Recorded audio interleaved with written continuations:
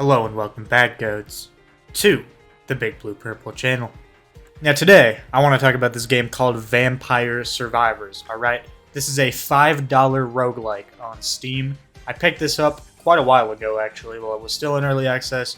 Didn't really play it at all, played it for like 10 minutes, forgot about it, and then proceeded to try it out again, about a week ago now.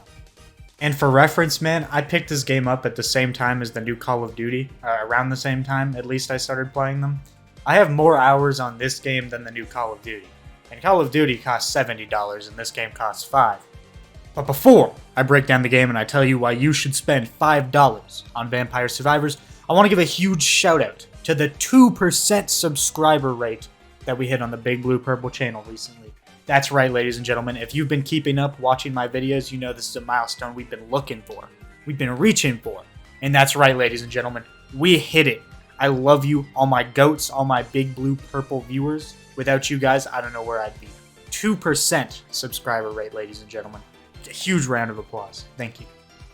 Anyways, alright, let's talk about Vampire Survivors, the $5 roguelike that you should buy right now. So let's just start off with the core gameplay of Vampire Survivors. What am I looking at? What am I going to get into if I buy this game, alright? Well, Vampire Survivors is like a top-down, walk-around, auto-attack type game. And you need to pick up upgrades by leveling up. The enemies you kill will drop XP, you pick up an XP, you level up, and you get a new weapon or an ability. This is the core of the gameplay loop. You just want to get as strong as possible. There are several stages, okay? The time limit on these stages is 30 minutes. That's your win condition. If you make it to 30 minutes, the Grim Reaper himself will come in the flesh and the blood and murder you. And you can do nothing about it, at least until you get an upgrade later on, okay? Basically, throughout the early game, your goal will be to survive as long as you can so that you can unlock the next stage, so that you can survive as long as you can, so that you can unlock the next stage. And on the way, you're going to collect gold, you're going to unlock new characters to make your journey easier. Gold is essentially your permanent upgrade currency in the game, where EXP is your run-to-run basis currency. Gold coins will essentially buy you like permanent speed increases or permanent strength increases up to a certain amount. This is just your typical roguelike upgrade tree, essentially. Now let's talk about the weapons and the abilities a bit, okay? Because these are what make the game interesting. Every run, you're going to be able to get different weapons and abilities, try different builds, try different fusions, and honestly just have a lot of fucking fun. Let's take the good old whip, for example, okay? The whip, the very first weapon that you start with, evolves with a pretty shitty ability called Hollow Heart. This is just a 20% HP increase, and in a game like this, HP hardly matters at all, because you're either destroying the enemies or the enemies are destroying you. But here's where things get interesting, okay? So the whip, it can actually evolve with the Hollow Heart we picked up. This means when you get the whip to level 8, and you find a chest on the map, assuming you've picked up Hollow Heart already, when you open that chest, you'll be granted with the evolved whip called the Bloody Tear. This is a whip with lifesteal that also does more damage, swings faster, has more swings, just overall a much better version of the whip. But that's not all. Later in the game, there's a character you can unlock, which unlocks a second type of whip called the Vento Sacro. This is like a super fast, forward-facing whip that hits like 3 times in quick succession. This whip, seemingly at first, evolves with nothing, which would make it, not very a good investment for long runs.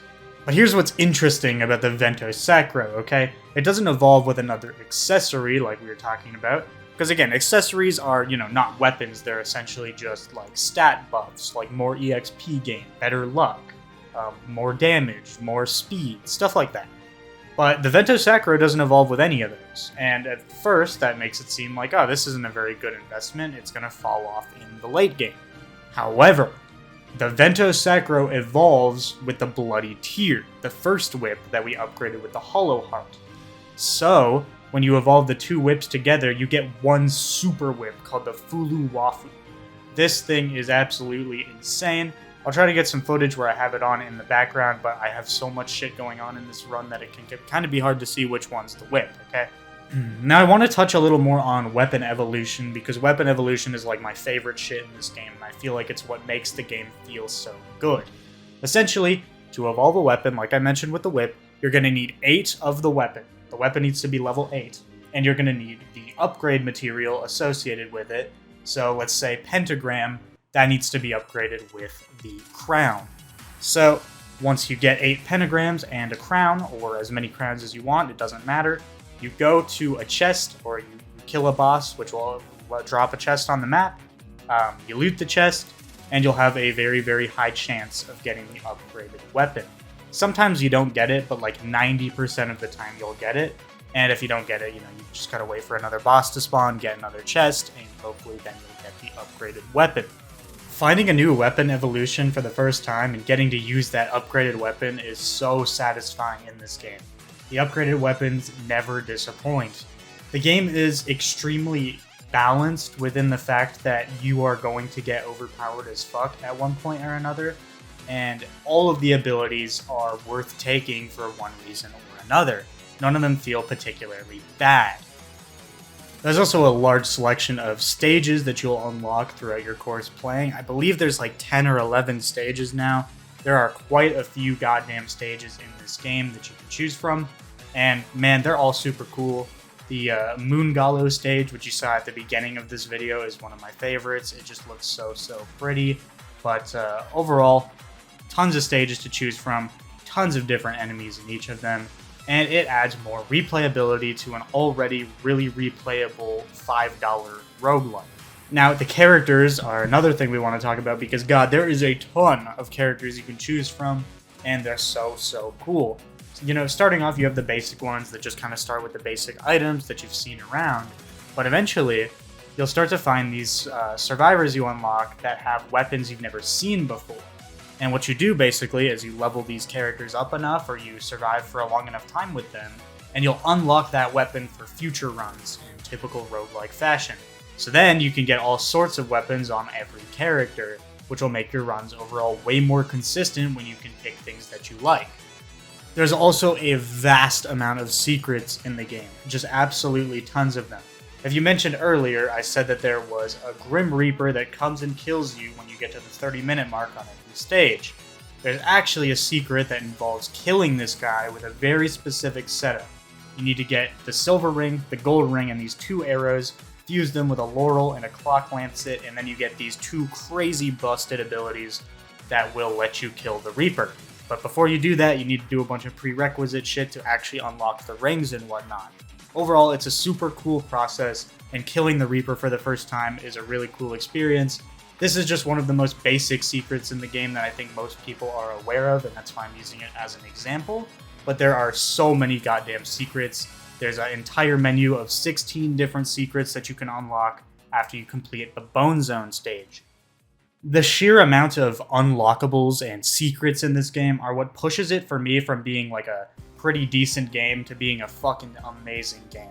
Because having these things to go for and having these goals to work towards within the game makes it so much more fun to go into runs and be like, okay, I want to do this and unlock this so that in this future run I can do this.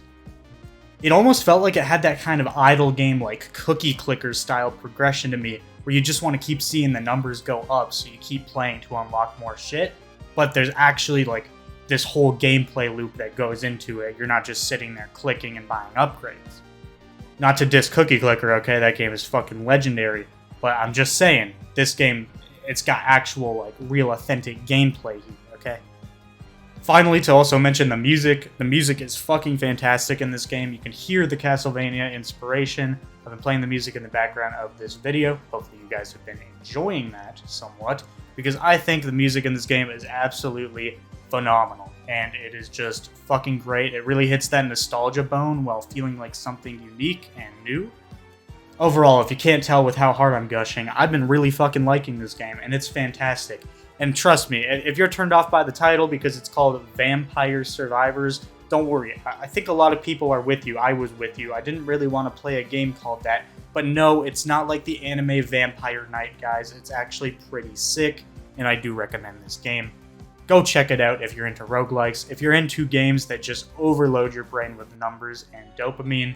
If you like Risk of Rain 2, this game is like a top-down fucking bullshit roguelike that could probably scratch the same itch. There's seriously no roguelike I've played that gets the power fantasy as good as this one, though. You can get so absurdly strong.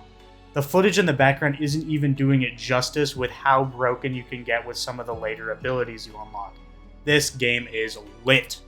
Either way, in summary, I think this is probably the most accessible roguelike I've ever played for so many reasons. It's simple to learn, it's $5, and it's just super fucking fun even when you don't really know what's happening. There's always tons of numbers on your screen, upgrading your weapons feel good, the music is fantastic, there's always something to work towards to get stronger, and man, I feel like this game can just be for anybody, even if you're not into roguelikes. Like, unlike 30XX, the last game I talked about on this channel rather, that's like a Mega Man roguelike. It's got a more niche player base. Vampire Survivors here, while it does obviously draw a lot from Castlevania, I feel like anybody can enjoy this roguelike for its simplicity and its just over-the-top bullshit abilities that you can get. It's so much fun. Please check out this game, guys.